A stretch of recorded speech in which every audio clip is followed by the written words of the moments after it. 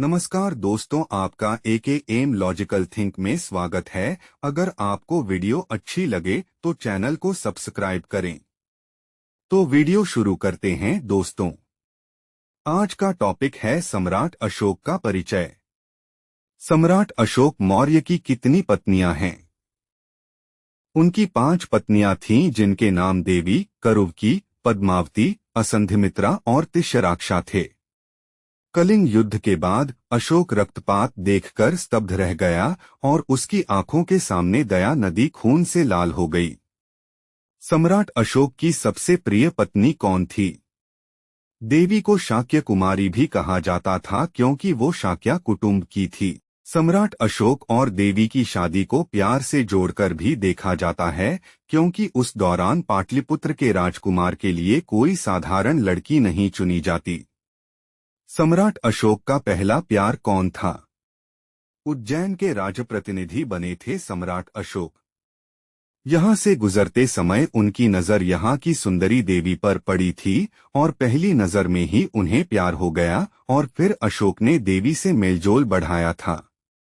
सम्राट अशोक के कितने बच्चे थे? सम्राट अशोक के पुत्र का नाम महेंद्र, कुणाल और तीवल था, जबकि पुत्री का नाम संघमित्रा और चारुमती था। अखंड भारत का राजा कौन था? मौर्य राजवंश के चक्रवर्ती सम्राट अशोक ने अखंड भारत पर राज्य किया है तथा उनका मौर्य साम्राज्य उत्तर में हिंदुकुश की श्रेणियों से लेकर दक्षिण में गोदावरी नदी के दक्षिण तथा मैसूर तक तथा पूर्व में बांग्लादेश से पश्चिम में अफगानिस्तान, ईरान तक पहुंच गया था। अखंड भारत में कुल कितने देश थे?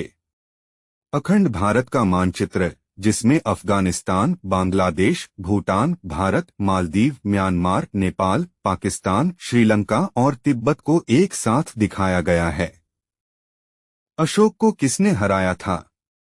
निष्कर्ष रूप में अशोक महान के युद्ध में पराजित होने का कोई ऐतिहासिक रिकॉर्ड नहीं है। हालांकि उन्हें अपने शासनकाल के दौरान कुछ आंतरिक चुनौतियों का सामना करना पड़ा, जिसमें उनके भाई का विद्रोह और तक्षशिला में विद्रोह का दमन शामिल था, लेकिन वे अपने पूरे शासनकाल में एक स्थिर और शांतिपूर्ण साम्राज्य बनाए रखने में कामयाब रहे। अशोक का अंतिम युद्ध कौन सा था? अशोक का अंतिम युद्ध कलिंग का युद्ध था।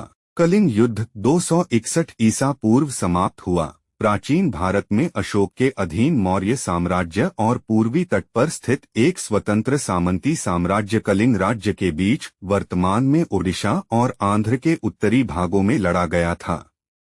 मौर्य राजा कितने थे? मौर्य राजवंश के चक्रवर्ती सम्राट ने अखंड भारत पर राज्य किया है तथा उनका मौर्य साम्राज्य उत्तर में हिंदुकुश की श्रेणियों से लेकर दक्षिण में गोदावरी नदी के दक्षिण तथा मैसूर तक तथा पूर्व में बांग्लादेश से पश्चिम में अफगानिस्तान, ईरान तक पहुंच गया था। सबसे बड़ा हिंदू सम्राट कौन था? भारतीय इतिहास में सबसे महान शासक अशोक महान हैं। उनके साम्राज्य की स्थापना चंद्रगुप्त मौर्य ने की थी, जो अशोक के दादा थे। 2300 साल से भी पहले अशोक को प्रसिद्ध व्यक्ति चाणक्य, जिन्हें कौटिल्य के नाम से भी जाना जाता था, ने भरपूर समर्थन और नेतृत्व दिया था। चक्रवर्ती अशोक सम्राट की कहानी क्या है?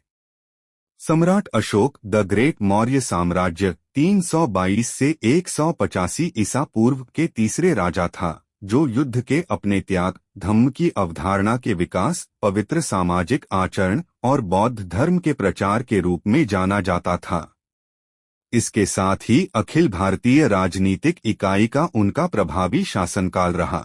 चक्रवर्ती अशोक सम्राट की कहानी क्या है? यह ऐतिहासिक ड्रामा युवा अशोक की यात्रा को दर्शाता है, जिसमें वह मगध साम्राज्य में अपने उचित स्थान के लिए लड़ता है और फिर सिंहासन पर चढ़ता है। सभी बाधाओं से लड़ते हुए हम अशोक को परिपक्व होते हुए और चाणक्य के अखंड भारत के सपने को साकार करने के प्रयास में भाग्य से लड़ते हुए देखते हैं। अशोक को महान क्यों कहा जाता है? उन्हें शांति और करुणा पर आधारित उनके आदर्श शासन के कारण महान कहा जाता है, जिसने सांस्कृतिक रूप से विविध साम्राज्य को एक केंद्रीकृत प्रशासन के तहत एकीकृत करने में मदद की। आगे पढ़ने के लिए निम्नलिखित लेख देखें। सम्राट अशोक। अशोक शिलालेख। चक्रवर्ती सम्राट का क्या अर्थ है? चक्रवर्ती सम्राट का मतलब क्या है? चक्रवर्ती शब्द उन सम्राटों के नामों के आगे लगाया जाता है जिन्होंने पूरी धरती पर एक छत्र राज किया है। चक्रवर्ती शब्द संस्कृत के चक्र और वर्ती की संधि है। यहाँ चक्र का पर्याय पहिए और वर्ती का घूमने से है।